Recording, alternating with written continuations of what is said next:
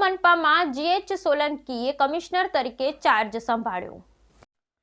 Nadiad મનપાના commissioner તરીકે GH સોલંકીએ charge સંભાળ્યો। નડિયાદ મનપામાં આવતાની સાથે GH સોલંકીએ મનપાના તમામ કર્મચારી સાથે બેઠક કરી। GH સોલંકી સાહેબે જણાવ્યું, નડિયાદ મનપામાં પ્રથમ કમિશનર તરીકેનું જે બહુમાન મળ્યું છે તેને હું આવકારું છું। નડિયાદની જનતાની સુખાકારી માટે તેમજ પાયાની સુવિધા હું સતત અગ્રસર રહીશ।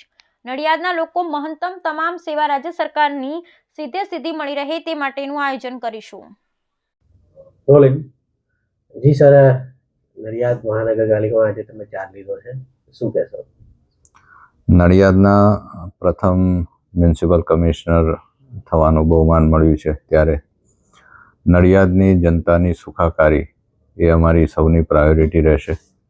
સરકારશ્રીનો જે આશય છે કે મહાનગરપાલિકા બનાવીને લોકો સુધી સારામાં સારી સુવિધાઓ પહોંચાડવી, નડિયાદના લોકોને મહત્તમ તમામ સેવાઓ સરકારશ્રીની સીધી જ મળી રહે એ માટેનું અમે આયોજન કરશું।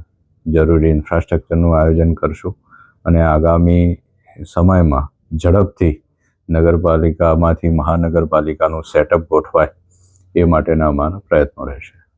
સાહેબ, આપ આવ્યા અને આપણે અહીંયા ડેપ્યુટી કમિશનર સાથે પણ મુલાકાત કરી છે। મુખ્ય કયા પ્રશ્નો આપને લાગે છે કે જેના પર પ્રાથમિકતા આપવામાં આવશે?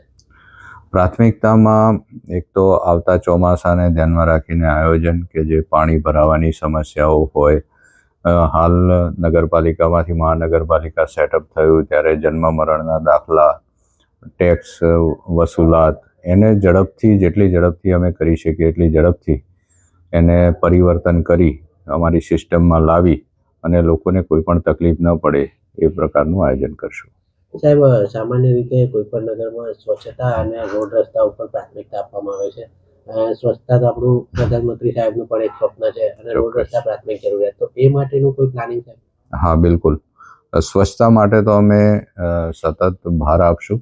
સ્વચ્છતા આપણી હેબિટમાં પણ હોવું જોઈએ। માનનીય વડાપ્રધાનશ્રીએ પણ જે મંત્ર આપ્યો છે એને અનુલક્ષીને અને નિર્મળ ગુજરાતનું સ્વપ્ન આપણા માનનીય મુખ્યમંત્રીશ્રી પણ જોઈ રહ્યા છે, એટલે તમામ લોકોને સાથે રાખીને આપણી હેબિટ્સમાં એ સ્વચ્છતા આવે અને સારામાં સારું સુચારુ વ્યવસ્થા ગોઠવાય સ્વચ્છતા માટેની, એ માટેના અમારા તમામ પ્રયત્નો રહેશે।